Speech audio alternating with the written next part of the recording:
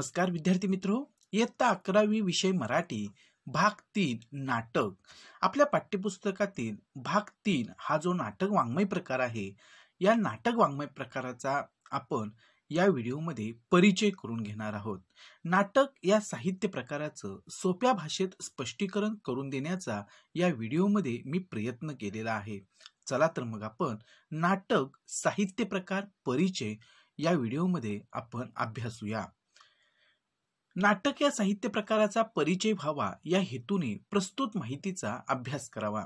आपल्याला इथे हा जो काही सगळा थेरॉटिकल भाग दिलेला आहे की याच्या माध्यमातून आपल्याला नाटक हा जो काही साहित्य प्रकार आहे तर याची पूर्णांशाने माहिती व्हावी, त्याच्या विविध अंगांची आपल्याला माहिती व्हावी, यासाठी आपल्याला हा घटक अभ्यासायचा आहे।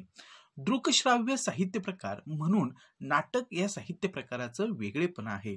पहा, आपण पाहूही शकतो आणि ऐकूही शकतो अशा प्रकारचा साहित्य प्रकार म्हणजे नाटक, आणि हेच नाटक या साहित्य प्रकाराचं वेगळेपण आहे। कादंबरी असेल, कथा असेल, आपण काय करू शकतो, ती वाचू शकतो, वाचनातला आनंद घेऊ शकतो, परंतु नाटक हा वाङ्मय प्रकार असा आहे की तो आपल्याला प्रत्यक्ष वाचता येतो, रंगमंचावरती तो पाहता येतो, ऐकता येतो, आणि हे नाटक या साहित्य प्रकाराचं वेगळेपण आहे हे तुम्हाला माहिती आहे। संगीत नाटक, प्रायोगिक नाटक व व्यावसायिक नाटक या प्रकारांचे स्वरूप व वैशिष्ट्ये या भागामध्ये नमूद केली असून नाटकाशी संबंधित असणारे घटक व त्यांचे महत्त्व अधोरेखित केले आहे। आता या घटकामध्ये आपल्याला नाटक हा जो काही साहित्य प्रकार आहे तर ह्या नाटकाचे विविध प्रकार पडतात, म्हणजे संगीत नाटक असेल, प्रायोगिक नाटक असेल, व्यावसायिक नाटक असेल, तर या प्रकारांचं आपल्याला काय करायचं आहे, अभ्यास करायचा आहे। या प्रकारांचं स्वरूप व वैशिष्ट्ये आपल्याला इथं जी दिलेली आहेत ते आपल्याला समजून घ्यायचे आहेत, आणि नाटकाशी संबंधित इतर अनेक घटक आहेत की तेही घटक आपण इथे जाणून घेणार आहोत। या माहितीतून नाट्यक्षेत्रातील व्यवसायाची नवी क्षितिजे तुम्हाला समजू शकतील व भाषिक अंगाने तुम्ही नाटक या साहित्य प्रकाराचा आस्वाद घेऊ शकाल। आता या घटकाचा उद्देश काय आहे की नाटक हे जे क्षेत्र आहे, या नाटक क्षेत्रामध्ये जे काय आता सध्याच्या काळामध्ये व्यावसायिक स्वरूप या नाटकांना आलेलं आहे, आणि नाट्यक्षेत्रामध्ये आपल्याला नेमकी कोणती संधी आहे हेही आपल्याला याच्यातून लक्षात घेता येऊ शकेल, आणि त्याचबरोबर भाषिक अंगानं म्हणजे एक साहित्य प्रकार म्हणून सुद्धा आपण नाटकाचा आस्वाद कसा घ्यायला पाहिजे हेही आपल्याला समजू शकेल। कारण नाटक आपण वाचत असताना, नाटक पाहत असताना, नाटक ऐकत असताना हे सगळे घटक जे आहेत ते नाटकाचे अत्यंत महत्त्वाचे घटक आहेत, आणि हे जर घटक आपल्याला चांगल्या प्रकारे समजू शकले तर नाटकाचा आनंद जो आहे, नाटकाचा आस्वाद जो आहे तो आपल्याला चांगल्या प्रकारे घेता येऊ शकेल।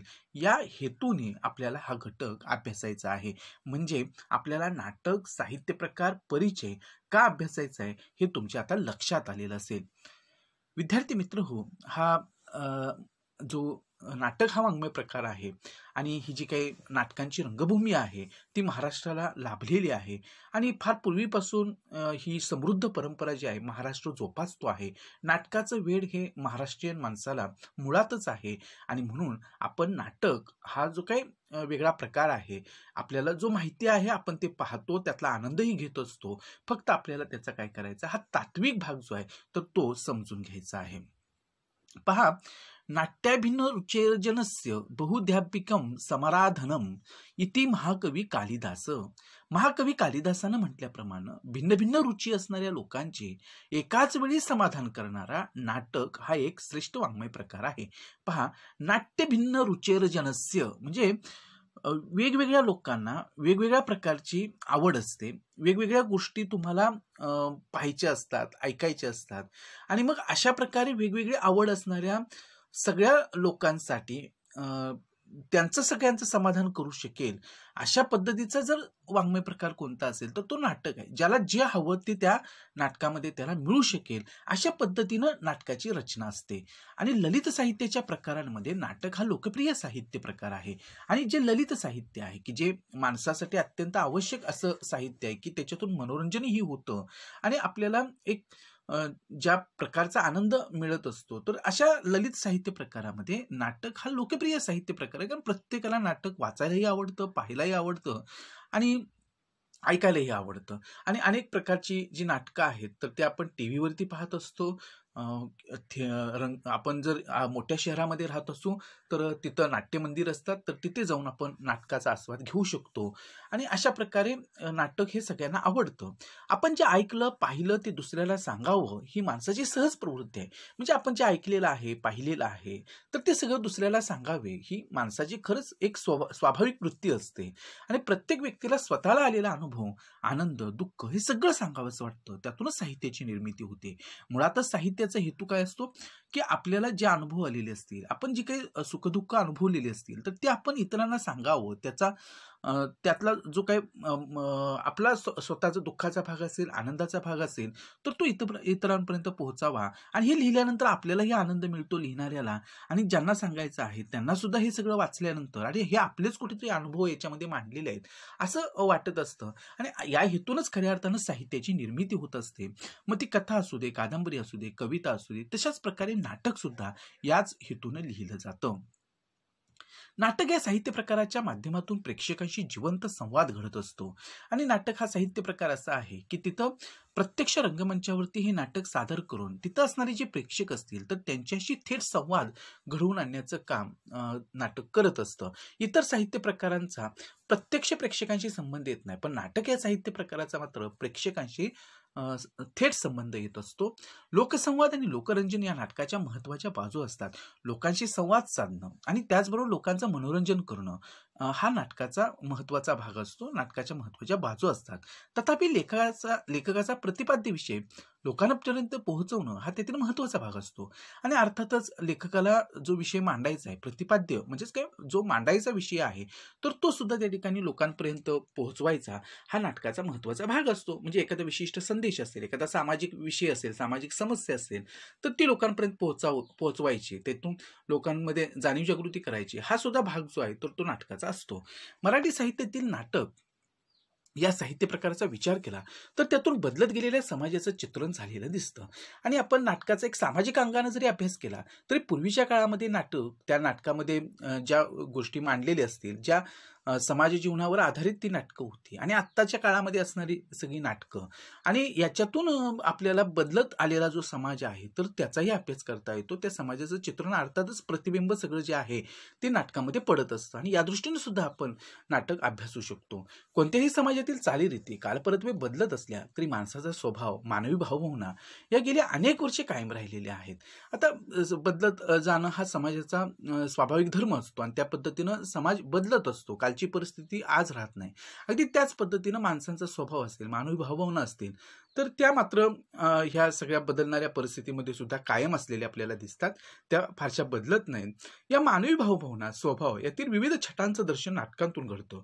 आणि विविध प्रकारची माणसं असतील, त्या माणसांच्या भावभावना असतील, त्यांचे विविध प्रकारचे स्वभाव असतील, तर यांचं जे वर्णन आहे किंवा यांचं जे दर्शन आहे ते नाटकातून आपल्याला पाहायला मिळतं. आणि अशा अनेक अजरामर नाट्यकृती आहेत की त्याच्यातून ज्या भावभावनांचं दर्शन घडलेलं आहे ते त्याला कुठल्याही काळाचं बंधन नाही. मागच्या काळामध्येही त्याच प्रकारच्या लोकांच्या भावना होत्या, त्याच प्रकारची सुखदुःख होती, आणि आजच्या काळामध्ये आपण जर बघितलं तर त्याच प्रकारच्या भावभावना आहेत. काळ बदलला, परिस्थिती बदलली, प्रगती झाली, औद्योगिकरण मोठ्या प्रमाणामध्ये झालं, राहणीमान लोकांचं बदललं, पण माणसांचे स्वभाव आणि भावभावना मात्र त्याच कायम असलेल्या आपल्याला दिसतात. आणि हे सगळं नाटकातून व्यक्त केलेलं असतं. त्याचबरोबर समाजाचंही वास्तव चित्र नाटकांतून होत असतं. आणि समाज ज्या परिस्थितीमध्ये आहे किंवा समाजाचं एक खरं चित्रण जे आहे, वास्तव चित्रण जे आहे, तर ते सुद्धा नाटकातून वर्णन केलेलं असतं. समाजातील बदल नाटकाच्या माध्यमातून मांडण्याची परंपरा फार प्राचीन आहे. आणि समाजामध्ये जे घडत असतं तेच तर सगळं नाटकामध्ये येत असतं. नाटकाचे विषय मुळात तेच असतात. आणि अशा प्रकारे आपल्याला ह्या नाटकांच्या अभ्यासातून त्या काळातील सामाजिक परिस्थिती सुद्धा समजून घेता येते. आणि समाजाचं एक वास्तव चित्र जे आहे, सद्य परिस्थिती जी आहे, तर ती सुद्धा आपल्याला या नाटकातून पाहायला मिळत असते. नाटक हा समाजाचं यथायोग्य दर्शन घडवणारा प्रयोगक्षम साहित्य प्रकार आहे. आणि नाटक हा समाजाचं जसं आहे तसं दर्शन घडवणारा, यथायोग्य म्हणजेच काय, जे जसं आहे आणि जे योग्य आहे ते सगळं दर्शन जे आहे समाजाचं ते आपल्याला नाटकामधून घडत असतं. आणि त्या दृष्टीनं हा साहित्य प्रकार महत्वाचा आहे. म्हणून आपण नाटक या साहित्य प्रकाराचा परिचय करून घेणार आहोत. आणि या सर्व गोष्टींचा अभ्यास आपला व्हावा, किंबहुना नाटक पाहत असताना, नाटक ऐकत असताना आपण नेमकं काय समजून घ्यायला पाहिजे, कोणत्या अंगानं विचार करायला पाहिजे, नाटक पाहत असताना आपल्याकडे नेमका दृष्टिकोन कोणता असला पाहिजे, हे सुद्धा आपल्याला या माहितीतून आपल्याला नक्की समजणार आहे. आणि मग नाटक कसं पाहायचं असतं, नाटकाचा आनंद कसा घ्यायचा असतो, हे आपल्याला नक्की समजणार आहे. आणि या सगळ्या दृष्टिकोनातून आपण नाटक या साहित्य प्रकाराचा परिचय करून घेणार आहोत. आता नाट्य म्हणजे काय, तर नाट्य हा नाटकाचा प्राण आहे. म्हणजे कुठलाही नाटकाचा जे मुख्य घटक जो असतो तो म्हणजे त्याचं कथानक, आणि त्याच्यामध्ये जे नाट्य घडत असतं ते महत्त्वाचं असतं, आणि हे नाट्यच त्या नाटकाचा प्राण असतो. एखाद्या प्रसंगामध्ये जेव्हा कल्पनेपलीकडील बदल आकस्मिकरित्या घडतो तेव्हा नाट्य निर्माण होते. पहा, आपण एखाद्या टीव्हीवरती मालिका बघत असतो आणि असा काही शेवट आणलेला असतो की तो शेवट तिथं त्या दिवशी दाखवलेला नसतो. पुढे काय घडणार आहे याची एक उत्सुकता आपल्याला लावलेली असते. ते एक नाट्य तिथं आणून थांबवलेलं असतं, आणि मग उद्याची उत्सुकता आपल्याला लावलेली असते. आणि मग उद्याला जेव्हा आपण तो भाग पाहू तेव्हा काय घडलं हे आपण पाहत असतो. आणि काही वेळेला हे जे घडलेलं असतं ते अत्यंत अचानकपणे आणि आपण कल्पना करू शकत नाही अशा पद्धतीनं तिथं ते घडलेलं असतं. आणि तेच खरं तर नाट्य असतं ते नाटकातलं, आणि त्याच्यामुळेच एक प्रकारची उत्सुकता असते की पुढे काय घडणार. आणि म्हणून नाट्य हा नाटकाचा प्राण आहे. हा बदल आश्चर्यकारक असतो, खळबळजनक असतो, की आपण त्याची कल्पना करू शकत नाही. त्यामुळे वाचकाला, प्रेक्षकाला अनपेक्षित धक्का बसतो, आणि आपण जी कल्पना करत असतो की अमुक काहीतरी ह्या नाटकामध्ये आता पुढे काहीतरी घडणार आहे, यापेक्षा अगदी वेगळं काहीतरी घडत असतं. आणि आपल्याला पाहणाऱ्या प्रेक्षकांना एक अनपेक्षित धक्का बसतो की ज्याची आपण कल्पना केलेली नसते. अशा पद्धतीचं नाट्य त्या नाटकामध्ये घडत असतं. कधी तो सुखद असतो तर कधी दुःखद असतो. आणि मग कधी कधी हे नाट्य जे असतं तर ते मनाला आनंद देणारं असतं, आपल्या मनासारखं असतं, तर कधी कधी मात्र आपण कल्पना केलेली नसते असा दुःखद सुद्धा तो भाग सगळा वर्णन केलेला असतो. निसर्गात आणि मानवी जीवनात असं नाट्य पाहायला मिळतं. आणि निसर्ग असो किंवा मानवी जीवन असू दे, की या सगळ्या परिस्थितीमध्ये किंवा प्रकारामध्ये आपल्याला ह्या नाट्याचा अनुभव नक्की घ्यायला येतो, आणि त्याचंच प्रतिबिंब नाटकातून दिसून येतं. आणि हे सगळं आपल्याला नाटकातून पाहायला मिळत असतं. या दृष्टीनं नाटक हे महत्त्वाचं आहे. आता नाटक म्हणजे काय, की लेखकानं लिहिलेलं नाटक हे कलाकारांनी सादर करायचं असतं. आता लेखक काय करत असतात, नाटक लिहिण्याचं काम करत असतात, आणि कलाकार ते सादर करत असतात. चित्र किंवा शिल्प घडताच दिसू लागतं, किंवा नाटक हे प्रत्येक वेळी करून दाखवावं लागतं. आता काही वेळेला चित्र काढत असताना किंवा एखादं शिल्पकार जेव्हा घडवत असतो तर ते आपण जसं चित्र काढायला सुरुवात केलेली आहे, शिल्प घडवायला सुरुवात केलेली आहे, तर आपल्याला दिसायला लागतं. पण नाटक हे प्रत्येक वेळेला करून दाखवावं लागतं. परंतु नाटक हे करून दाखवावं लागतं आणि पहिल्यापासून शेवटपर्यंत ते पाहावं लागतं. तेव्हा आपल्याला ते नाटक जे आहे तर ते कळतं, समजतं. नाटक हे दृकश्राव्य असल्याने ते लिहिणारे, त्याचा प्रयोग करणारे, प्रत्यक्ष अभिनय करणारे, तंत्रज्ञानी, तो प्रयोग पाहणारे, अशा सगळ्यांच्या समन्वयावर आणि सहकार्यावर नाटकाच्या प्रयोगाची सफलता अवलंबून असते. म्हणजे हा एक सांघिक प्रकार आहे की दृकश्राव्य असणारं हे नाटक हा वाङ्मय प्रकार आहे. त्याचा प्रयोग करणारे वेगळे असतात, म्हणजे त्याचा प्रयोग करणारे किंवा प्रत्यक्ष अभिनय करणारे कलाकार असतात, तंत्रज्ञ, आणि ह्या रंगमंचाच्या मागे विविध प्रकारचं तांत्रिक ज्ञान असणारी माणसं जी असतील, मग रंगमंचाची व्यवस्था पाहणारे लोक असतील, किंवा ध्वनी व्यवस्थेचं काम पाहणारी माणसं असतील, रंगभूषा, वेशभूषा, हे सगळे तंत्रज्ञ असतील, तो प्रयोग पाहणारे प्रेक्षक असतील, ह्या सगळ्यांच्या समन्वयावर, एकत्रित येण्यावरून आणि सहकार्यावरून नाटकाच्या प्रयोगाची सफलता अवलंबून असते, यशस्वीता अवलंबून असते. आणि हे खरं आहे, कारण हा सांघिक प्रकार आहे. नाटक हा कथा, कादंबरी, कविता याप्रमाणे एक साहित्य प्रकार आहे, की साहित्याचे जसे कथा, कादंबरी, कविता हे प्रकार आहेत, अगदी तसाच नाटक हा सुद्धा प्रकार आहे. यामध्ये अभिनेता किंवा अभिनेत्री अभिनय करत असतात.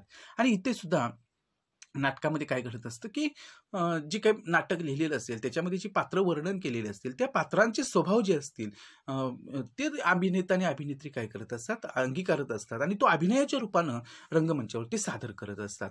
लेखकानं लिहिलेले संवाद अभिनेत्यांमार्फत प्रेक्षकांपर्यंत पोहोचवले जातात, आणि लेखकानं लिहिलेले जे संवाद असतील ते हे कलाकारांच्या मार्फत, अभिनेता अभिनेत्रींच्या मार्फत, तर ते लोकांपर्यंत पोहोचवलं जातं. मुळात नाटक हा दृकश्राव्य साहित्य प्रकार आहे, आणि मुळातच नाटक हा पाहणं आणि ऐकणं अशासाठीच लिहिला गेलेला साहित्य प्रकार आहे. आणि ते ऐकता, पाहता व वाचता येते. नाट्यवाचनातून अनेक साहित्य प्रकारांमध्ये आपल्याला नाटकाचा आनंद घेता येतो, आणि नाट्यवाचन हा सुद्धा एक वेगळा आनंददायी भाग आहे, की याच्यामधून आपण इतर साहित्य प्रकारांप्रमाणे आपल्याला नाटकाचा आनंद घेता येतो, नाटक रंगमंचावर सादर करता येतं. अशी ही नाटकाची विविधांगी वैशिष्ट्ये आपल्याला सांगता येतात, इतर साहित्य प्रकारांपेक्षा वेगळी असणारी. भारतात प्राचीन काळापासून नाट्यकला अस्तित्वात होती. आता नाटकाची जी परंपरा आहे की जी भारतामध्ये चालत आलेली आहे, तर त्याचा इथे आपल्याला परिचय करून दिलेला आहे की भारतामध्ये ही जी नाट्यकला आहे ती फार प्राचीन काळापासून अस्तित्वात होती, निर्माण झालेली होती. भरत मुनी यांना भारतीय नाट्यकलेचे जनक असे म्हणतात आणि भरत मुनी हा जो आहे तर त्याला भारतीय नाट्यकलेचा जनक मानतात.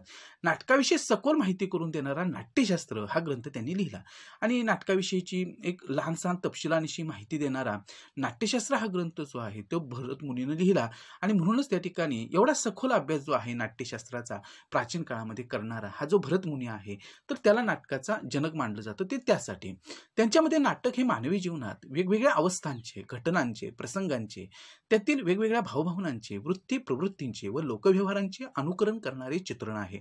आणि हा जो भरत मुनी आहे तर ह्या भरत मुनीच्या मते नाटक हे माणसाच्या जीवनामधल्या निर्णय अवस्थांचं, घटनांचं, प्रसंगांचं, त्याचबरोबर मानवी भावभावनांचं, वृत्ती प्रवृत्तींचं, त्याचबरोबर लोक एकमेकांशी कसे वागत असतात त्या लोकव्यवहारांचं एक साधारणपणे प्रतिबिंब जे आहे तर ते वर्णन करण्याचं काम नाटक करत असते असं भरत मुनी म्हणतो. आणि ही जे त्याचं हे जे म्हणणं आहे तर ते सगळ्या नाटकांना लागू पडतं. आपण कोणतंही नाटक बघितलं तर त्याच्यामध्ये याच गोष्टी असतात हे आपल्याला लक्षात येते. मानवी जीवनात अवतीभोवती घडणाऱ्या अनेक नाट्यमय प्रसंगांतून, घटनांमधून, जाणवणाऱ्या माणसामाणसातील गुण अवगुणांमधून, त्यांच्यातील भावनांची आंदोलने वास्तवाधारित परंतु काल्पनिक कथानकात गुंफून ते उत्तम संवाद लेखनातून, दिग्दर्शकाच्या मार्गदर्शनाखाली, कलाकारांच्या अभिनयाद्वारे, तंत्रज्ञानाच्या साहाय्याने रंगमंचावर प्रेक्षकांसमोर सादर करणं म्हणजे नाटक होय.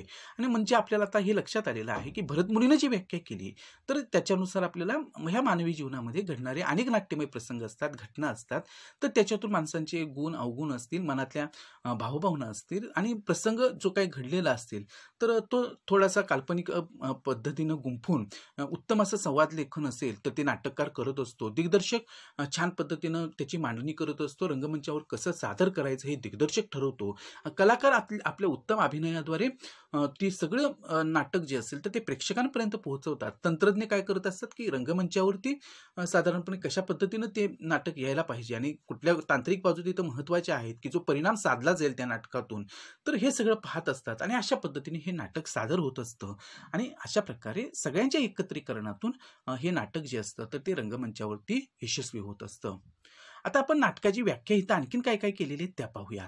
नाटक पाहणे म्हणजे फक्त आउटघटकेची करमणूक नाही.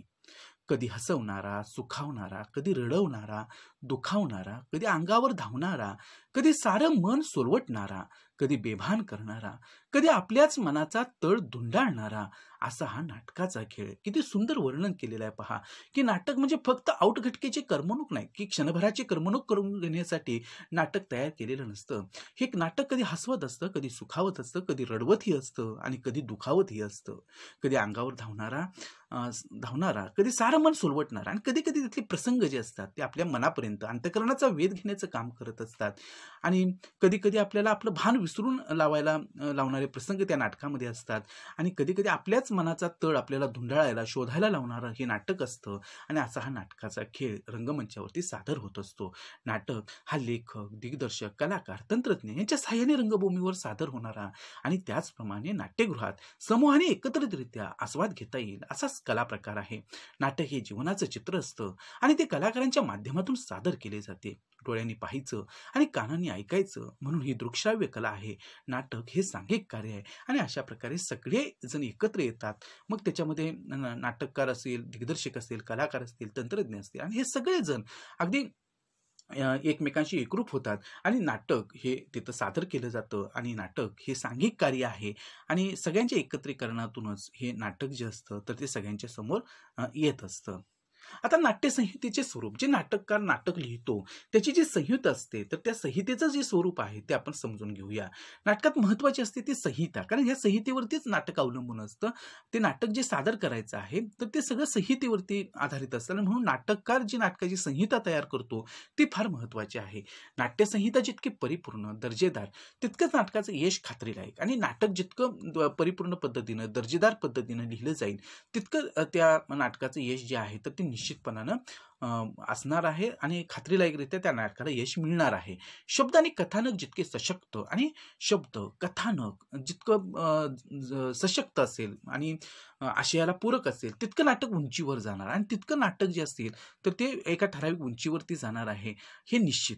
एक कथाबीज घेऊन नाटककार त्याभोवती घटना व प्रसंग यांची गुंफण करतो आणि एखादं मुख्य कथाबीज जे आहे तर ते नाटककार घेत असतो आणि मग त्याभोवतीच इतर उपकथानकं असतील, घटना असतील, पात्र असतील यांची गुंफण जी असेल तर ती नाटककार करण्याचं काम करतो. कथानकात नाटककार वैशिष्ट्यपूर्ण रचना करून नाटक रंगतदार करतो आणि नाटकाची अशी काही रचना हा नाटककार करत असतो की त्याच्यातून एक रंगतदारपणा जो आहे तो नाटकामध्ये येतो आणि नाटक सगळ्यांना पाहावंसं वाटतं. यासाठी कथानक दमदार असावं लागतं आणि त्याच्यामध्ये एक दमदारपणा जो आहे कथानकामध्ये की त्याचं जे कथाबीज आहे ते सगळ्यांना आवडणारं, मनाचा वेध घेणारं आणि प्रेक्षकांना खिळवून ठेवणारं असं जर कथानक असेल तर ते नाटक नक्कीच यशस्वी होणार आहे. समाजातील विविध स्तरांतील लोकांना जिव्हाळ्याची वाटणारे विषय नाटककार मांडतो आणि समाजामध्ये जे प्रश्न असतील किंवा लोकांना जिव्हाळ्याचा आपला वाटणारा जो विषय आहे तर तोच मुळात नाटककार तिथं मांडण्याचं काम करतो. सामाजिक स्थितीचं यथार्थ आणि रसपूर्ण दर्शन घडवणं हे नाटकाचं ध्येय असतं आणि एकंदरीत सामाजिक परिस्थितीचं जसं आहे तसं किंवा अतिशय छान पद्धतीनं दर्शन घडवायचं हे खरं तर नाटकाचं ध्येय असतं आणि लोकांना आवडेल अशा पद्धतीने ते मांडायचं असतं. अशा स्थितीचं दर्शन घडवताना माणसांच्या मनोव्यापारांची दखल घेणं क्रमप्राप्त ठरतं आणि ही जी परिस्थिती आहे किंवा एखादा प्रसंग त्याच्यामध्ये नाटकामध्ये वर्णन करायचं असेल तर अर्थातच माणसांच्या भावभावना ज्या आहेत, मनामध्ये काय विचार असतात तर ते नाटककारांना चांगल्या प्रकारे समजणं गरजेचं आहे की त्यातूनच मग ह्या पात्रांच्या तोंडी ते संवाद देता येतात आणि मग लोकांना ते नाटक आपलंसं वाटणार आहे. पात्रांच्या मनोव्यापाराच्या दर्शनासाठी नाटकातील स्वगताचा परिणामकारकपणे वापर केला जातो आणि पात्रांचा जो मनोव्यापार आहे तर त्याच्यासाठी नाटकामध्ये जे स्वगत असतं, आता स्वगत म्हणजे काय, स्वतःशी साधलेला संवाद. एखादं पात्र जे असतं स्वतःशी बोलत असतं, आपलं विचार जे आहे तर ते मांडण्याचं काम करत असतं, त्याला स्वगत असं म्हणतात. आणि नाटकामध्ये हा स्वगताचा भाग जो आहे तो फार महत्त्वाचा आहे की त्याच्यातून त्या पात्राचा जो मनातला विचार आहे तर तो प्रेक्षकांपर्यंत पोहोचत असतो. त्यामुळे नाटकातील कथानकाला साजेशी पात्ररचना नाटककाराला करावी लागते आणि मग या सगळ्या गोष्टींचा विचार करून नाटकातील कथानकाला साजेल अशा पद्धतीची एक पात्ररचना जी आहे नाटककाराला करायची असते. नाटकातील पात्रांचं असं शाब्दिक चित्रण करणं की ज्यामुळे नाटकाचा तोल सांभाळला जाईल ही जबाबदारी नाटककाराला पार पाडावी लागते आणि अशा प्रकारे नाटकातील पात्रांचं शाब्दिक चित्रण करत असताना नाटकाचा सुद्धा एक प्रकारचा समतोल जो आहे तो राखला जाईल ही जबाबदारी जी आहे ती नाटककाराला नाटकाची संहिता तयार करत असताना पार पाडावी लागते आणि ही जबाबदारी तो पार पाडतो आणि जितकी जबाबदारी चांगल्या प्रकारे तो पार पाडतो तितकं नाटक यशस्वी होत असतं. कथानकातील आशयात संघर्षाशिवाय रंग देत नाही आणि त्या कथानकामध्ये एखादा विषय हा संघर्ष त्याच्यामध्ये मांडणं गरजेचं असतं आणि हा संघर्ष त्याच्यामध्ये येणं गरजेचं आहे कारण त्याशिवाय त्या नाटकाला रंगतदारपणा येत नाही. परस्पर विरोधी स्वभाव कृतींतून भावभावनांच्या तणावातून संघर्ष निर्माण होऊ शकतो आणि मग वेगवेगळी पात्र असतील, त्यांचे वेगवेगळे स्वभाव असतील, त्यांचं वेगवेगळ्या प्रकारचं वागणं असेल, त्यांच्या भावभावना असतील तर याच्यामधूनच खरं तर हा संघर्ष जो आहे तर तो व्यक्त होत असतो.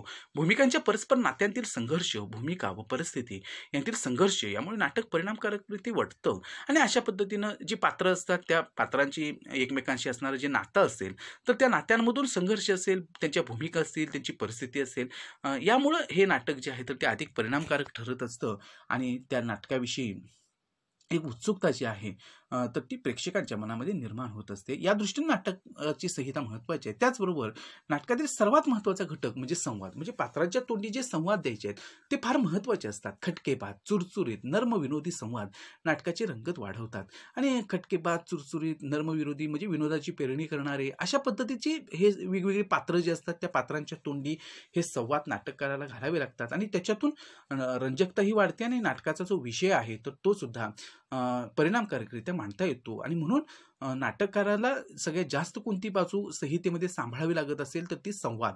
नाट्यविषयाला साजेशी संवाद नाट्यकृतीत आशय योग्य पद्धतीने प्रेक्षकांपर्यंत पोहोचवतात आणि हे जे संवाद असतात तेच मुळात नाटकाचा जो आशय आहे तर तो चांगल्या प्रकारे प्रेक्षकांपर्यंत पोहोचवण्याचं काम करत असतात आणि म्हणून हे संवाद जे आहेत तर ते अतिशय विचार करून नाटककाराला मांडावे लागतात किंवा ते पात्रांच्या तोंडी द्यावे लागतात. संवाद फेकीमुळे नाटकाचा बाज प्रेक्षकांना कळतो आणि ह्या संवाद फेकीमुळे एक नाटकाचा बात जो आहे, वैशिष्ट्य जे आहे, शैली जी आहे ती प्रेक्षकांपर्यंत पोहोचत असते. संवाद, रंगसूचना व स्वगत या त्रयीनी नाट्यसंहिता तयार होते. म्हणजे पहा, संवाद असेल, रंगसूचना म्हणजे काय करायचं आहे, स्वगत म्हणजे पात्र जेव्हा आपला मनोव्यापार स्वगताच्या रूपानं मांडत असतात, तर ह्या सगळ्या गोष्टी ज्या आहेत त्या नाट्यसंहितेमध्ये महत्त्वाच्या असतात. कथानकातील प्रसंग बदल, दृश्य बदल, बदललेला काळ इत्यादी संबंधीची सूचना नाटककार कंसातील रंगसूचनांमध्ये देत असतो. आणि ही रंगसूचना म्हणजेच काय, की हे जे काही कथानक असतं त्या कथानकामधला एखादा प्रसंगामध्ये बदल होणार असेल, आपण जी पुढे 3 नाटकं अभ्यासणार आहोत त्याच्यामध्ये कंसामध्ये काही माहिती नाटककार देत असतो, तर त्याच्यातून प्रसंग बदल असेल, जे रंगमंचावरचं दृश्य बदल आहे तर तो दृश्य बदलाचा भाग असेल, बदललेला काळ असेल, हे सगळं नाटककार त्याच्यामधून सांगत असतो. आणि मग एक प्रकारे नाटक पाहत असताना जे प्रेक्षक असतात त्यांना एका दृश्यातून दुसऱ्या दृश्यामध्ये घेऊन जाणं किंवा एका काळातून दुसऱ्या काळामध्ये घेऊन जाणं हे सहज शक्य होतं. त्यामुळे कथानकाचे अस्पष्ट दुवे जोडले जाऊन संदर्भ स्पष्ट होतात. आणि रंगमंचावरच्या हे ज्या सूचना असतात की नाटकामध्ये दिलेल्या कंसामधल्या, तर त्याच्यामधून कथानकाचे अस्पष्ट दुवे जे असतात की जे जोडून घ्यावे लागतात, की जे आपल्याला स्पष्टपणे तिथं जाणवत नसतात, पण ते जोडले जाऊ शकतात ह्या रंगसूचनांच्या द्वारे. आणि कथानकाचा सहज प्रवाह सहजतेने पुढे जात राहतो. आशयाला साजेशी भाषाशैली संपूर्ण नाट्यकृतीला उठाव देते. आणि आशयाला एक साजेशी भाषाशैली जी आहे तर ती संपूर्ण नाट्यकृतीला उठाव देण्याचं काम करत असते.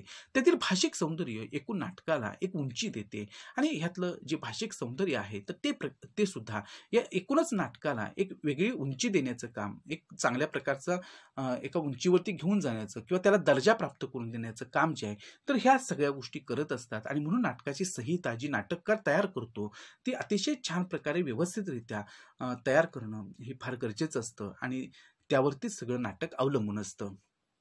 हे नाटकाच्या संहितेचं महत्व आहे. आता नाटक या साहित्य प्रकाराचं वेगळेपण, की मानवाने मनोरंजनासाठी, आत्मिक समाधानासाठी ललित कलांचं विश्व निर्माण केलं. ज्या समाजात नाटक हा साहित्य प्रकार उदयाला आला किंवा उदयास आला त्या समाजात राहणाऱ्या लोकांच्या भावभावना नाटकातून प्रकट झाल्या. आता माणसांना आपल्या आनंदासाठी, मनोरंजनासाठी, स्वतःला बरं वाटण्यासाठी, आत्मिक समाधानासाठी ह्या ज्या ललित कला विविध प्रकारच्या निर्माण केल्या, तर त्याचा हेतू तोच आहे. आणि नाटक हा साहित्य प्रकार जिथे जिथे उदयास आला त्या त्या समाजातील लोकांच्या भावभावना ह्या नाटकातून अधिक परिणामकारकरित्या प्रकट झालेले आहेत, व्यक्त झालेले आहेत. त्यामुळे नाटक हा साहित्य प्रकार विषयांच्या दृष्टीने समृद्ध होत गेला. आणि त्यामुळे नाटक हा जो साहित्य प्रकार आहे तो विविध विषयांच्या दृष्टीनं अतिशय समृद्ध होत गेलेला आपल्याला दिसून येतो. ज्ञान आणि मनोरंजन याबरोबरच प्रेक्षक स्वतःच्या अनुभवांचं नाटकात घडणाऱ्या प्रसंगांशी नाते जोडत असतो, त्यामुळे ते आपले वाटत असते. ज्ञान आणि मनोरंजन याचबरोबर प्रेक्षक स्वतःचे जे अनुभव असतात तर त्या अनुभव या नाटकात घडणाऱ्या प्रसंगांशी जोडण्याचं काम करतात. त्यामुळे हे नाटक सर्वांना आपलं वाटत असतं. कथा, कादंबरी, नाटक या सर्व साहित्य प्रकारांत समाजाची समकालीन चित्रे रेखाटण्याचं सामर्थ्य असते. परंतु कथा, कादंबरी, कविता यांपेक्षा नाटक हा साहित्य प्रकार निराळा आहे. आता कथा, कादंबरी, नाटक या तिन्ही प्रकारांमध्ये किंवा इतर सुद्धा साहित्याचे जे प्रकार असतात तर त्याच्यामध्ये समाजाचं चित्रण केलेलं असतं. त्या त्या काळातील समाज जो असतो तो आपल्याला कथा, कादंबऱ्यांमधून, नाटकांमधून भेटत असतो, दिसत असतो. तर हे सगळं सामर्थ्य जे आहे या तिन्ही साहित्य प्रकारांमध्ये आहे. परंतु कथा, कादंबरी आणि कविता यांपेक्षा नाटक हा साहित्य प्रकार थोडा वेगळा आहे, निराळा आहे. कसा, तर बाकीचे साहित्य प्रकार हे वाचकनिष्ठ आहे. म्हणजे कथा, कादंबरी, कविता आपण वाचत असतो, वाचनातूनच आपण ते सगळं समजून घेत असतो. नाटक हा समूहाचा आविष्कार असतो. परंतु नाटक हा मात्र सांघिक आविष्कार असतो, समूहाचा आविष्कार असतो. सगळेजण एकत्रित येऊन नाटक रंगमंचावरती सादर करत असतात. अनेक घटक तिथं ह्या नाटक तयार होण्याला सहकार्य करत असतात आणि प्रेक्षकांच्या पर्यंत ते पोहोचवत असतात. आणि प्रेक्षक हा सुद्धा नाटकाचा एक अविभाज्य घटक असतो. आणि अशा प्रकारे नाटक हा एक समूहाचा आविष्कार असतो. नाटकामध्ये संगीत, नृत्य, वक्तृत्व, अभिनय, नेपथ्य, काव्य, चित्रकला अशा बहुतेक सर्व कलांचा समावेश होतो. आणि नाटकामध्ये इतर ज्या कला आहेत, म्हणजे नृत्य असेल, संगीत असेल, वक्तृत्व असेल, अभिनय असेल, नेपथ्य असेल म्हणजे रंगमंच सगळं असेल, काव्य असेल, चित्रकला असेल, ह्या सगळ्या कला ज्या असतील त्या आपल्याला कुठे दिसून येतात, तर नाटकामध्ये दिसून येत असतात. इतर साहित्य प्रकारांमध्ये ह्या सगळ्या कला आपल्याला दिसून येत नाहीत. कथा आणि कादंबऱ्यांमध्ये फक्त लेखक आणि वाचक हे दोन घटक असतात. कथा आणि कादंबऱ्यांमध्ये लेखक लिहिण्याचं काम करत असतो आणि वाचक ते वाचनाचं काम करत असतो. पण नाटकामध्ये मात्र लेखकाचे शब्द नट संवादांच्या माध्यमातून प्रेक्षकांपर्यंत पोहोचवत असतो. आणि नाटकामध्ये लेखकानं लिहिलेले जे शब्द असतील, संवाद असतील, ते अभिनेता, अभिनेत्री, नट नटी हे आपल्या संवादाच्या माध्यमातून ह्या प्रेक्षकांपर्यंत पोहोचवण्याचं काम करत असतात. अशा प्रकारे हा एक समूहाचा आविष्कार नाटक असतो. आणि इतर कथा कादंबरी जी कविता असतील तर तिथं लेखक आणि वाचक यांचा जो संबंध आहे तर तो प्रत्यक्ष येत नाही. लेखक ते लिहितो आणि वाचक आपल्या पद्धतीनं ते वाचत असतो. नाटक मात्र इथे लिहिलं जातं ते मुळातच प्रेक्षकांसाठी लिहिलं जातं. आणि ही जी काही विविध लोक एकत्रित येतात, अभिनेता अभिनेते तंत्रज्ञ, आणि यांच्या माध्यमातून ते नाटक जे असतं तर ते तिथं सादर होत असतं. अशा प्रकारे हे नाटकाचं वेगळेपण आहे. इतर साहित्य प्रकारांपेक्षा नाटक हे कसं वेगळं आहे हे आता आपल्या लक्षात आलेलं आहे. विष्णुदास भावे यांनी लिहिलेलं सीतास्वयंवर हे आधुनिक मराठी नाटकांतील कालमानदृष्ट्या पहिलं नाटक. आणि विष्णुदास भावे तर यांचं जे सीतास्वयंवर नावाचं नाटक आहे तर ते आपल्या मराठी नाट्यसृष्टीमध्ये पहिलं नाटक मानलं जातं काळाच्या दृष्टीनं. एक सरळ पौराणिक गोष्ट सांगणारं हे नाटक 1843 सालचं. आणि 1843 हे नाटक पहिल्यांदा रंगमंचावरती आलं आणि एक पुराणातली गोष्ट घेऊन हे नाटक लिहिलं गेलं. त्याचप्रमाणे 1855 साली महात्मा फुले यांनी लिहिलेलं तृतीय रत्न ही लिखित स्वरूपातील पहिली नाट्यसंहिता होय. आणि महात्मा फुले यांनी 1855 कारण महात्मा फुले सुद्धा साहित्यिक होते आणि त्यांनी अनेक प्रकारचे ग्रंथ लिहिले, तसं तृतीय रत्न नावाचं नाटकही लिहिलं. आणि ही पहिली लिखित स्वरूपातील नाट्यसंहिता आहे. त्यामुळे त्यापूर्वी ललित, गोंधळ, कीर्तन, पोवाडे, दशावतार, तमाशे अशा अनेक कला महाराष्ट्रात नांदत होत्या, ज्या नाटक या साहित्य प्रकाराच्या उदयास पूरक ठरल्या. आणि अशा पद्धतीनं हे नाटक प्रत्यक्ष रंगमंचावरती येण्या अगोदर नाटकाशी संबंधित असणारे किंवा नाटकाचाच जो एक आविष्कार आहे तर तो ललित, गोंधळ, कीर्तन, पोवाडे, दशावतार, तमाशे अशा विविध प्रकारच्या ज्या कला महाराष्ट्रामध्ये फार पूर्वीपासून चालत आलेल्या होत्या त्याच्यातून सुद्धा आपल्याला नाटकच त्या ठिकाणी दिसून येत होतं. आणि नाटक या साहित्य प्रकाराचा उदय होण्यासाठी ह्या ज्या काही छोटे मोठे कला प्रकार जे आहेत की जे महाराष्ट्रामध्ये फार पूर्वीपासून चालत आलेले आहेत तर ते महत्त्वाचे ठरलेले आहेत. आणि मग नंतर नाटक ह्या अशा पद्धतीनं हा सगळा सांघिक आविष्कार जो आहे तर इतर सगळ्या कलांचा समन्वय जो आहे तो नाटकामध्ये साधला गेला आणि नाटक हे उदयास आलं. नाटक आज आपण जे पाहतो ते अशा पद्धतीने निर्माण झालेलं आहे. आता नाटकाचे जे विविध प्रकार आहेत त्याच्यामध्ये संगीत नाटक की अण्णासाहेब किर्लोस्कर यांच्या संगीत शाकुंतल व संगीत सौभद्र या नाटकांद्वारे संगीत नाटक कलात्मक पातळीपर्यंत पोहोचलं. आता अण्णासाहेब किर्लोस्कर हे मराठी नाट्यसृष्टीतले मोठे नाटककार होते. त्यांनी संगीत शाकुंतल आणि संगीत सौभद्र की ही जी नाटकं आहे ती रंगमंचावरती आणली आणि एक संगीत नाटक हा जो काही कला प्रकार आहे तो लोकांच्यापर्यंत पोहोचवला. भाषा सौष्ठव, पात्र हाताळणे, नाट्यमयता आणि नाट्यतंत्र, सहज सोपे स्वाभाविक संवाद अशा सगळ्या बाबतीत या नाटकांनी एक मापदंड तयार केला. आणि त्यातही सर्वात अधिक महत्त्वाचा होता तो त्या संगीताचा वापर. आता संगीत नाटक आज आपल्याला फारसं त्याचा परिचय नाही, परंतु जुन्या काळामध्ये संगीत नाटकं ही लोकप्रिय होती. आणि त्याच्यामध्ये जी पदं असायची जे ते पदं ज्या संगीताच्या द्वारे नाटकामध्ये सादर केली जायची तर ती फारच लोकांना आवडायची. आणि अशा पद्धतीनं हा संगीत नाटकाचा एक वेगळा कला प्रकार जो आहे तर तो मराठी मातीमध्ये रुजला. आणि अण्णासाहेब किर्लोस्कर यांचं याच्यामध्ये असणारं योगदान जे आहे तर ते महत्त्वाचं आहे. आता संगीत नाटकाचं स्वरूप व वैशिष्ट्ये काय आहेत तर मनोरंजनातून सामाजिक प्रश्नांवर बोट ठेवलं जातं आणि मनोरंजनही केलं जातं. आणि एखादा सामाजिक प्रश्न जो आहे तर तो प्रश्न लोकांच्यापर्यंत पोहोचवला जातो. रसिक प्रेक्षकांना डोळ्यांसमोर ठेवून संगीत नाटकाची रचना केलेली असते. आणि जो रसिक प्रेक्षक आहे की ज्याला जे आवडतं तर त्याला नजरेसमोर ठेवून संगीत नाटकांची रचना जी आहे, मांडणी जी आहे तर ती केलेली असते. संवाद तुलनेने कमी असतात. आता संवाद तुलनेने कमी असतात परंतु नाट्यपद मात्र मोठ्या प्रमाणामध्ये असतात. अभिनय आणि संगीत यांतून रसिकांना खिळवून ठेवण्याची क्षमता असते. म्हणजे अभिनय करायचा, अभिनयाच्या माध्यमातून आणि तिथं जी नाट्यपदं असतील त्या नाट्यपदातूनच तो जो आशय असतील नाटकाचा तर तो रसिकांपर्यंत पोहोचवला जायचा. आणि पुढे काय घडणार ही उत्सुकता जी आहे ती रसिकांना लावली जायची. संगीत नाटकात शास्त्रीय संगीताचा भारदस्तपणा सांभाळणाऱ्या गाण्यांचा अंतर्भाव असतो. आणि ह्या संगीत नाटकामध्ये जे शास्त्रीय संगीत आहे की जे भारतात पूर्वीपासून चालत आलेलं जे संगीत आहे तर त्याचा जो भारदस्तपणा आहे तर तो ह्या गाण्यांना दिलेला असतो. आणि त्या शास्त्रीय संगीताच्या आधारे ह्या गाण्यांचा समावेश जो आहे तो ह्या संगीत नाटकांमध्ये केलेला आपल्याला दिसून येतो. वैविध्यपूर्ण गाणी हे संगीत नाटकाचं महत्त्वाचं वैशिष्ट्य असतं. आणि विविध प्रकारची जी गाणी असतील हे संगीत नाटकाचं खरं वैशिष्ट्य आहे आणि म्हणूनच त्याला संगीत नाटक म्हटलं जातं. पदे ही आशयाला धरून व कथानकाला गती देणारी असतात आणि ही जी काही गाणी असतात, ही जी पदं असतात संगीत नाटकामध्ये, त्यातलं ती सगळी त्या नाटकाच्या आशयाला धरून किंवा कथानकाला पुढे घेऊन जाणारी ही सगळी पदं असतात. लोकगायकी व खयाल गायकी यांचा उत्तम संयोग साधणारे संगीत हे महत्त्वपूर्ण वैशिष्ट्य असते आणि अशा पद्धतीनं लोकगायकी असेल किंवा खयाल गायकी असेल की हे घराणी आहेत गायकांची आणि त्याच्यामधून ही संगीत म्हणजे शास्त्रीय संगीत जे आहे तर ते आपल्यापर्यंत पोहोचलेलं आहे आणि यांचा एक उत्तम संयोग जो आहे तर इथं ह्या संगीत नाटकांमध्ये साधलेला आपल्याला दिसून येतो.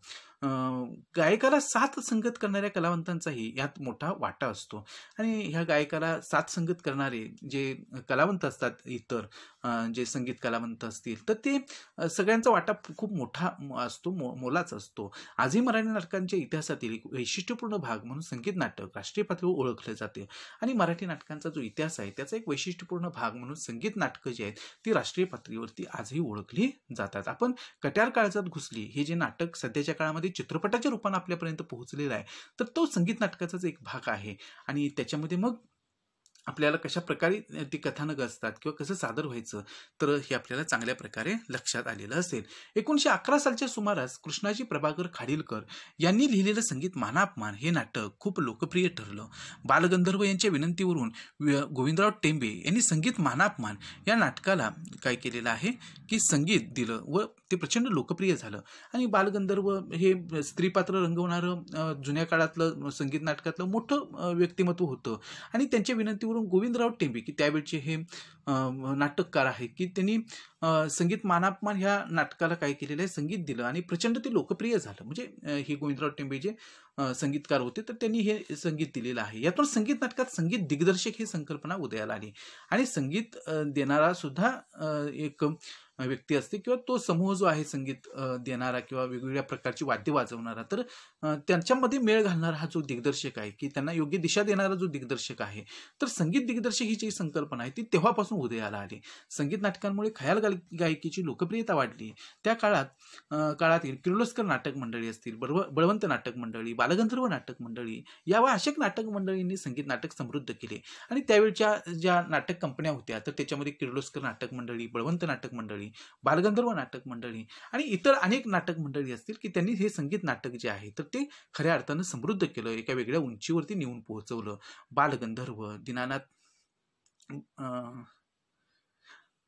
एक मिनिट बाळांनो, बालगंधर्व, दीनानाथ मंगेशकर, भार्गवराम आचरेकर, जितेंद्र अभिषेकी, शौनक अभिषेकी, वसंतराव देशपांडे, जयराम शिलेदार व जयमाला शिलेदार, आनंद भाटे, राहुल देशपांडे, महेश काळे या व अशा अनेक नट गायकांनी संगीत नाटकांची परंपरा जपली. आता आपल्याला स्क्रीनवरती हे बालगंधर्व आणि ते स्त्रीपात्र चांगल्या प्रकारे रंगमंचावरती सादर करायचे त्यांचं एक आपल्याला इथे चित्र मी दाखवलेलं आहे. दीनानाथ मंगेशकर ह्यांचं नाट्यक्षेत्रातलं योगदान मोठं आहे.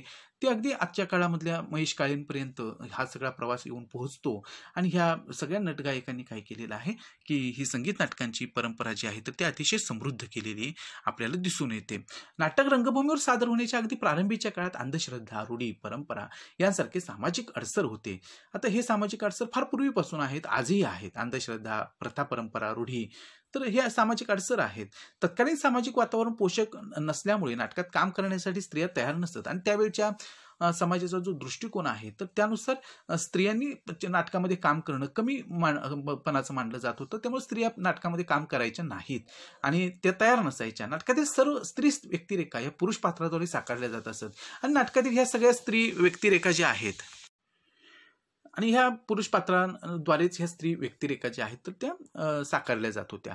तसेच त्या काळात नाट्यकलावंतांना म्हणावी तशी प्रतिष्ठा नव्हती. अशा परिस्थितीत बालगंधर्वांनी साकारलेल्या स्त्री व्यक्तिरेखा मात्र आजही अजरामर ठरल्या आहेत आणि ज्या काळामध्ये स्त्रिया ह्या नाटकामध्ये काम करत नव्हत्या अशा काळामध्ये बालगंधर्वसारख्या व्यक्ती ज्या आहेत, आता हे नारायण राजहंस जे आहेत तर त्यांना लोकमान्य टिळकांनी बालगंधर्व ही उपाधी दिलेली होती.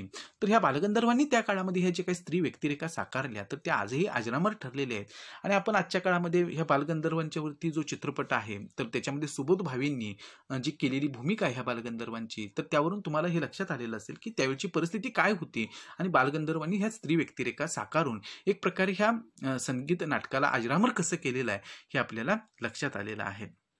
आजच्या काळात करमणुकीचे विविध पर्याय उपलब्ध असतानाही नाटक जिवंत राहिलं आहे आणि आजच्या काळामध्ये करमणुकीचे कितीतरी पर्याय आपल्याकडे उपलब्ध आहेत, परंतु तरीसुद्धा नाटक नाटक आहे आणि ते आजही जिवंत असलेलं आपल्याला दिसतं आणि रसिक श्रोत्यांना हे नाटक आजही पाहायला रंगमंचावरती आवडतं. त्याच्या सादरीकरण स्वरूपात काळानुसार बदल होत गेले आणि ह्या नाटकाचं सादरीकरण असेल, त्याचं स्वरूप असेल, हे काळानुसार बदलत गेलेलं आहे.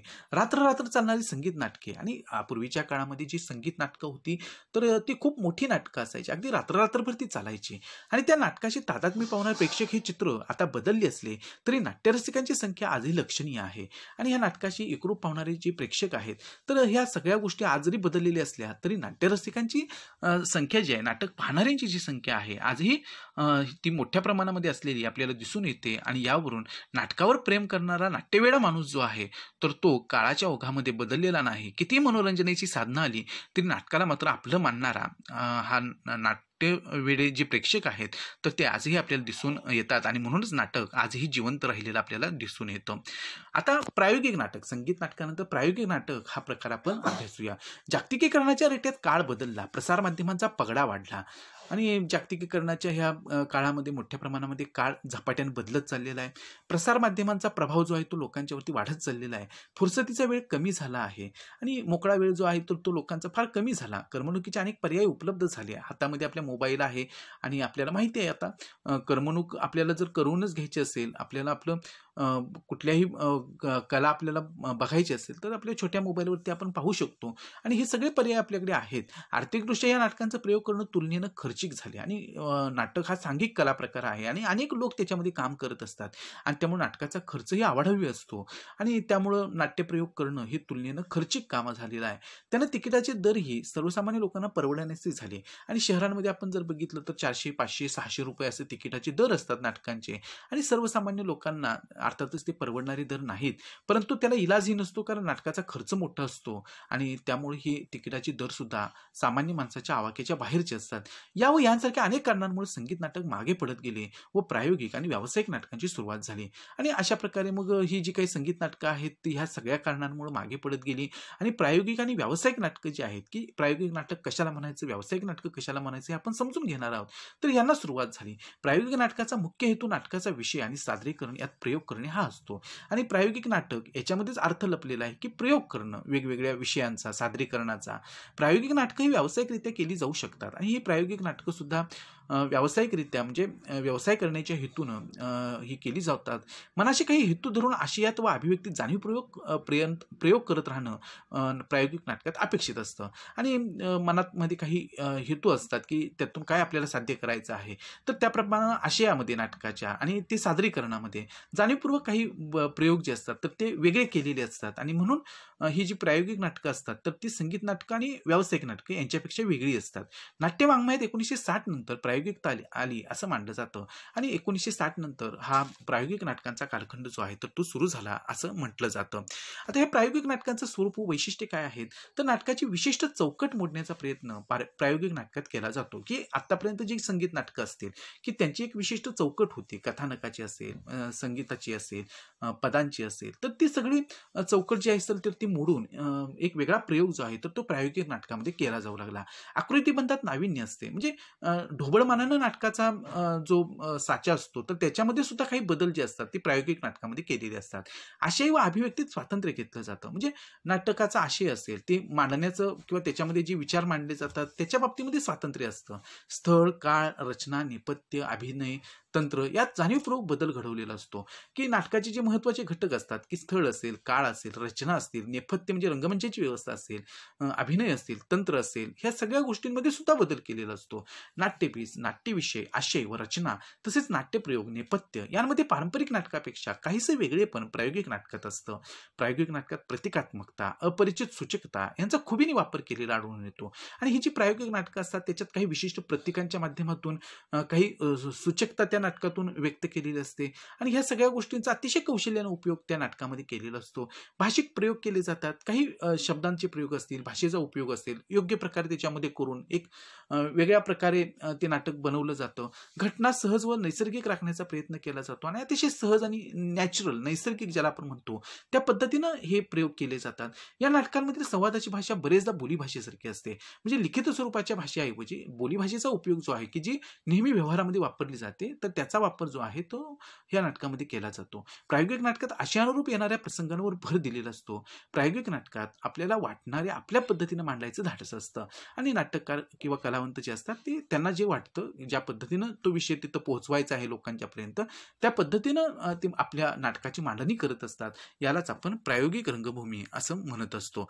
आता या प्रायोगिक रंगभूमीचा जो प्रकार आहे तो म्हणजे रिंगण नाट्य. म्हणजे लेखक व दिग्दर्शक अतुल पेठे आणि राजू इनामदार हे जे आहेत, तर हे प्रायोगिक नाटकाचे अलीकडच्या काळातील ठळक उदाहरण देता येईल. आणि हे जे रिंगण नाटक आहे हा प्रायोगिक नाटकाचं एक उदाहरण म्हणून आपल्याला इथं काय केलेलं आहे, दिलेलं आहे. आणि ह्या प्रायोगिक नाटकांच्या माध्यमातून एक वेगळ्या पद्धतीनं हे नाटक जे आहे तर ते लोकांच्या पर्यंत सहजपणे पोहोचवण्याचं काम किंवा वेगवेगळ्या गोष्टींमध्ये बदल घडवून आपल्याला हव्या त्या पद्धतीनं हे जे नाटक असेल तर ते सादर करणं हे अपेक्षित असतं. आणि रिंगण नाट्य जे असतं तर हे अशाच प्रकारे प्रायोगिक नाटकाचं उदाहरण आहे आणि ते आपल्याला इथं दिलेलं आहे.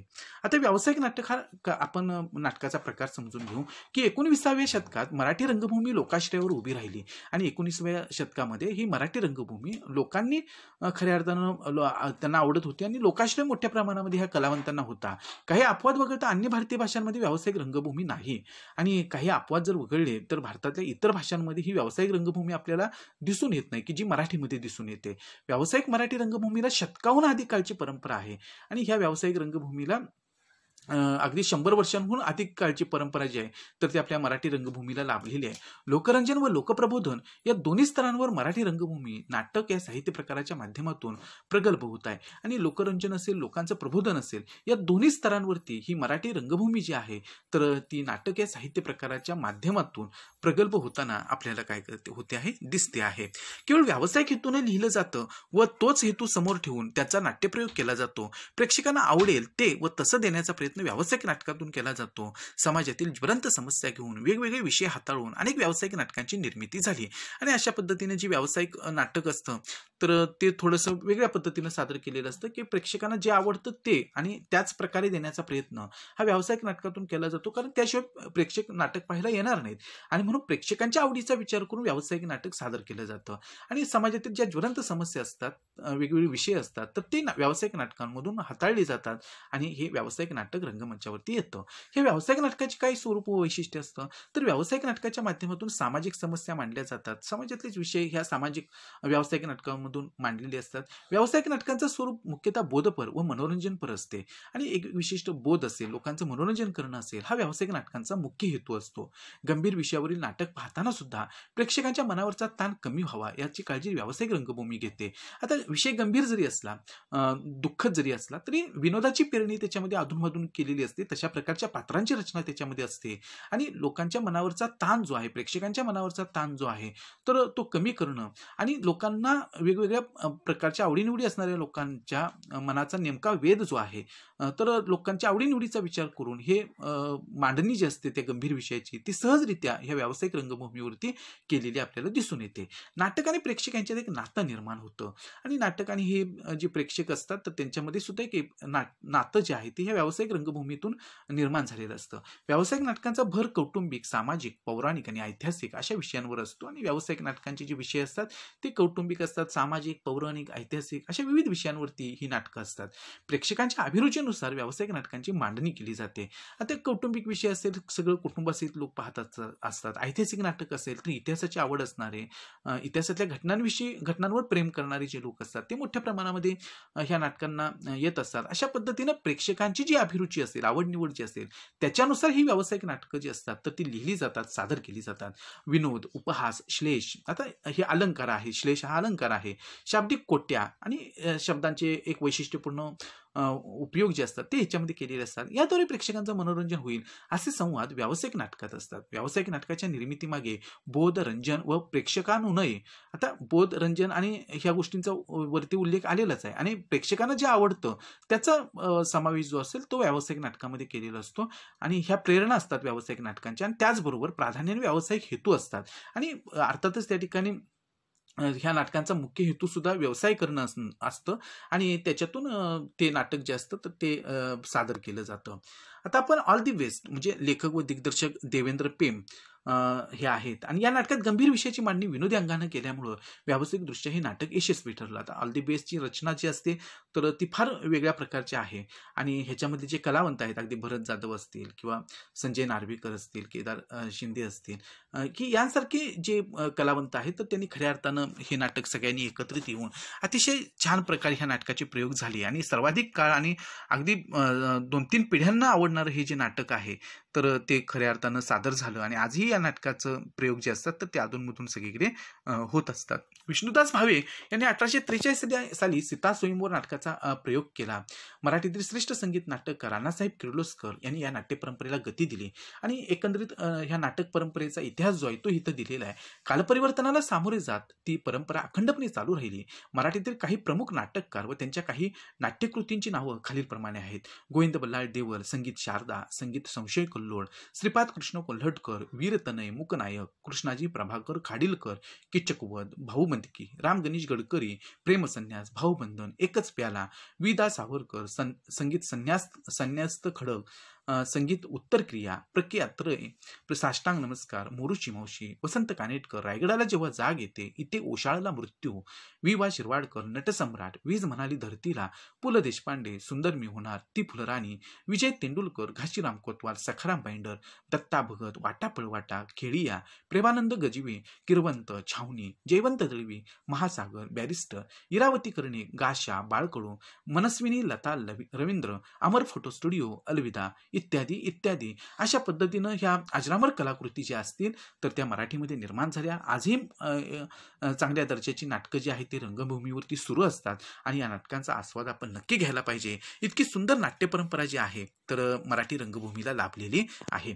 आता नाट्यप्रयोग हा सांघिक कलाविष्कार आहे तर नाट्यप्रयोग आशयाच्या व प्रयोगाच्या दृष्टीने देखणा होण्यासाठी अनेकांचे एकत्रित प्रयत्न महत्त्वाचे ठरतात. कलावंतांचा अभिनय, नेपथ्य, संगीत, प्रकाश योजना दृश्य स्वरूपात जाणवते पण लेखक आणि पडद्यामागचे कलाकार या बाबी यांचंही योगदान लक्षणीय असतं. म्हणजे लेखक आणि पडद्यामागचे कलाकार हे रंगमंचावरती आपल्याला दिसत नसतात परंतु कलावंतांचा अभिनय, तिथलं नेपथ्य, संगीत, प्रकाश योजना हे सगळं आपल्याला जाणवत असतं रंगमंचावरती आणि या सगळ्यांच्या एकत्रित येण्यातून हा नाट्यप्रयोगाचा आशय आणि प्रयोग जो असतो तो अधिक देखणा होत असतो.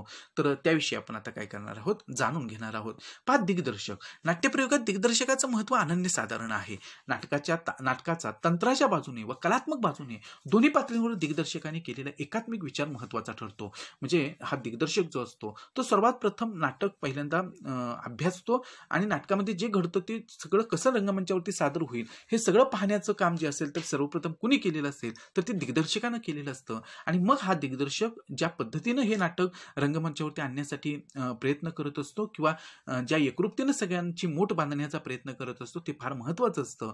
सगळ्यांना एकत्रित घेऊन एक प्रकारची लिडरशिप जी असते ते संपूर्ण नाटकाची ती दिग्दर्शकाकडे असते आणि नृत्य, अभिनय, संगीत, चित्र इत्यादी कलांची पुरेशी माहिती आहे दिग्दर्शकाला असते आणि त्यामुळंच ते नाटक जे असतं तर ते अधिक चांगल्या प्रकारे रंगमंचावरती आणण्यासाठी हा दिग्दर्शक प्रयत्न करत असतो. नाटकाच्या सादरीकरणाचा सर्वांगीण विचार केल्यानंतर संहितेवर तशा नोंदी करणं आणि नाटकाचं सादरीकरण कसं करायचं याचा एक परिपूर्ण विचार केल्यानंतर जी नाटकाची संहिता असते लिखित स्वरूपाची तशा त्या प्रकारे नोंदी तिथे टाकायच्या. तंत्रज्ञ कलावंत यांना तशी कल्पना द्यायची आणि हे दिग्दर्शकाचं काम असतं आणि अतिशय छान पद्धतीनं दिग्दर्शक हे नाटक जे असेल तर ते रंगमंचावरती आणण्याचा प्रयत्न करत असतो. नेपथ्यकार की नाटकाच्या कथानकाला सहाय्यभूत ठरेल अशी रंगमंचावरील वातावरण निर्मिती म्हणजे नेपथ्य. आता नेपथ्य करणारा तो नेपथ्यकार आणि ही सुद्धा फार मोठी कला आहे की रंगमंच कसा असावा, तिथलं दृश्य कशा प्रकारचे असावे, नाटकामध्ये आशय काय आहे त्या आशयाला पूरक असणारं नेपथ्य जे आहे तर ते तिथं उभारणं गरजेचं असतं आणि अशा पद्धतीनं ही जी वातावरण निर्मिती असते ती नेपथ्याच्या माध्यमातून होत असते. नाटकातील स्थळ, काळ, कथानक या दृष्टीने आवश्यक असणाऱ्या वस्तूंची मांडणी नेपथ्यकार करतात. दृश्यांना, संवादांना अनुकूल अशी रचनाही नेपथ्यकार करतात.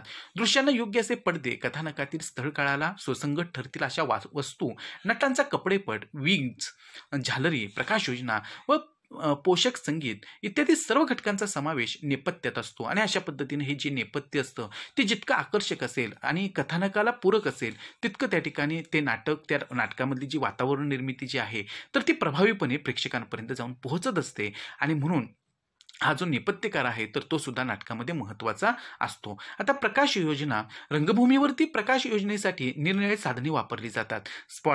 Spots, flood lights, foot lights या सर्वच प्रकारच्या दिव्यांचा प्रकाश कमी अधिक करण्यासाठी जे विद्युत उपकरण वापरलं जातं तेच डिमर म्हणतात. आता ह्या सगळ्या तांत्रिक बाजू आहेत की प्रकाश योजना रंगमंचावरती कशी असावी, कुठल्या वेळेला कशा पद्धतीनं तिथं प्रकाशाची योजना असावी, हे सगळं हे ठरवण्याचं काम की हा जो लाईट्समन असतात तर ते करत असतात. आणि डिमरच्या माध्यमातून हा प्रकाशाचा कंट्रोल जो असतो तर तो केलेला असतो. डिमरच्या मदतीने रंगभूमीवर संपूर्ण काळोखी करता येतो. प्रवेश बदलाची सूचना या प्रकाश योजनेतून मिळू शकते. आणि म्हणून ही प्रकाश योजना जी आहे ती सुद्धा इथं महत्त्वाची असते नाटकामध्ये. पार्श्वसंगीत की नाटकातील पार्श्वसंगीत हे नाटकातील प्रसंगानुरूप पात्रांच्या मनस्थितीला अनुसरून नाटकाला गती देण्यासाठी, वातावरण निर्मितीसाठी वापरले जाते. म्हणजे आनंदाचा प्रसंग असेल, दुःखाचा प्रसंग असेल तर त्यासाठी जे संगीत असतं तर त्या संगीताचा एक वेगळा परिणाम जो असतो तर तो होत असतो. आणि एक छान प्रकारची वातावरण निर्मिती तिथं होत असते. लेकुरे उदंड झाली, एका लग्नाची दुसरी गोष्ट, अशा काही नाटकांतील पार्श्वसंगीत लक्षणीय ठरलं आहे. आणि हे पार्श्वसंगीत हा नाटकाचा एक महत्त्वाचा भाग असू शकतो. हे लेकुरे उदंड झाली, एका लग्नाची दुसरी गोष्ट ही नाटकं पाहिल्यानंतर आपल्याला नक्कीच जाणवतं की ह्या पार्श्वसंगीताचं महत्त्व जे आहे ते नाटकामध्ये कशा स्वरूपाचं असतं. रंगभूषा, आता हा जो काही मेकअप मन असतो तर त्याची सुद्धा भूमिका महत्त्वाची असते की खूप अंतरावर बसणाऱ्या प्रेक्षकांना नटांचा चेहरा व्यवस्थित दिसतोच असं नाही. आणि नाटकामध्ये सुरुवातीला बसणाऱ्या प्रेक्षकांना नाटकातली पात्र दिसत असतात, पण तो लांब असणाऱ्या लोकांना, थोड्या जास्त अंतरावरती असणाऱ्या लोकांना ही पात्र दिसतीलच असं नाही. परंतु नटांच्या चेहऱ्यावरील अभिनय नीट दिसावा यासाठी नाटकात रंगभूषेला महत्त्व असतं. नाटकातील व्यक्तिरेखेचं वय, स्वभाव, लकबी इत्यादी गोष्टी लक्षात घेऊन नाटकाच्या एकात्म परिणामासाठी नटाचे शरीर व चेहरा रंगवणं म्हणजे रंगभूषा होय. आणि हे रंगभूषेचं महत्त्वाचं आहे. आपण जेव्हा आपल्या शाळेच्या गॅदरिंगमध्ये सुद्धा सहभाग घेतो तेव्हा ही जी रंगभूषा असते तर ती फार महत्त्वाची असते. आणि त्याच्यातूनच खऱ्या अर्थानं आपला जो एकत्रित परिणाम आहे, मग ते गाण्यातला असू दे, नाटकातला असू दे, तो प्रेक्षकांपर्यंत पोहोचवत असतो. नाट्यप्रयोगाच्या सादरीकरणात रंगभूषेबरोबरच वेशभूषा व केशभूषा या घटकांना सुद्धा विशेष महत्त्व आहे. आणि मग रंगभूषेबरोबरच ते पात्रांची वेशभूषा सांभाळणारा वेशभूषाकार, केशभूषा सांभाळणारा केशभूषाकार या घटकांना सुद्धा खूपच महत्त्व आहे. आता महत्त्वाचं म्हणजे अभिनय, की नाटककारांनी नाटकात निर्माण केलेल्या काल्पनिक व्यक्तिरेखा नाट्यकलावंत आपल्या संवादातून, शब्दफिकीतून, आवाजातील चढ उतारातून, हावभावातून म्हणजेच आपल्या अभिनयातून जिवंत करत असतात. आता कलावंत हेच सगळ्यात महत्त्वाचे घटक असतात. आणि कलावंत जितका ह्या नाटकाशी एकरूप होईल आणि तो ज्या पद्धतीने आपल्या अभिनयाच्या माध्यमातून ते नाटक सादर करेल तितकं ते नाटक यशस्वी होत असतं. आणि खऱ्या अर्थानं प्रेक्षकांपर्यंत पोहोचणारा सगळ्यात महत्त्वाचा घटक कोणता असेल तर तो कलावंत असतो. आणि म्हणून हे अभिनेते जे असतील, अभिनेत्री जे असतील तर त्या नाटकामध्ये महत्त्वाचे आहेत. आता आपण हा सगळा तात्विक भाग नाटक या साहित्य प्रकारचा समजून घेतला. आता आपण त्याचा समारोप जो आहे तर तो इथं केलेला आहे की नाटक या साहित्य प्रकाराचं स्वरूप व त्याचा इतिहास यांची व्याप्ती खूप मोठी आहे. हा खूप मोठा समजून घेण्याचा भाग आहे. या टप्प्यावर या साहित्य प्रकारची तोंडओळख व्हावी हा प्रमुख हेतू आहे. फक्त आपण 11वीमध्ये मराठी हा विषय शिकत असताना, नाटक हा वाङ्मय प्रकार अभ्यासत असताना नाटक या साहित्य प्रकाराचं एकंदरीत स्वरूप काय आहे, त्याचे प्रकार काय, त्याचा इतिहास काय आहे आणि मराठी रंगभूमीचा इतिहास जो आहे तर तो सुद्धा आपल्यापर्यंत पोहोचवण्याचा प्रयत्न, त्याची एक तोंडओळख करून देण्याचा प्रयत्न या माध्यमातून केलेला आहे. म्हणजे ही जो का तात्विक भाग दिलेला आहे याच्यातून आपल्याला केवळ ह्या साहित्य प्रकारची ओळख तरी होते, किंबहुना नाटक हा साहित्य प्रकार समजून घेणं हा फार मोठा विषय आहे.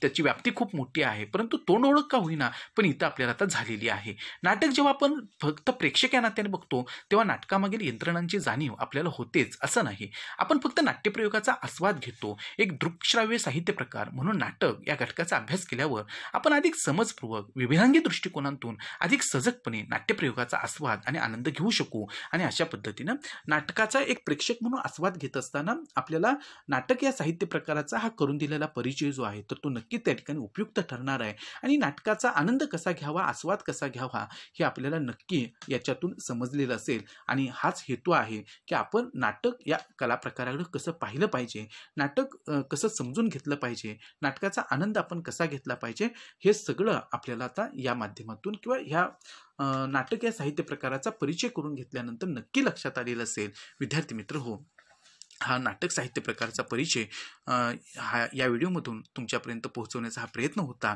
आणि वेळेची मर्यादा लक्षात घेता आपल्याला सगळाच भाग सविस्तरपणे सांगता आलेला नाही, परंतु जेवढा आशयाला पूरक आहे तेवढा भाग तुमच्यापर्यंत पोहोचलेला नक्की असेल. मी आज या ठिकाणी इथेच थांबतो. तुम्ही हा व्हिडिओ पहिल्यापासून शेवटपर्यंत पाहिलात त्याबद्दल तुम्हा सर्वांचं मनापासून धन्यवाद.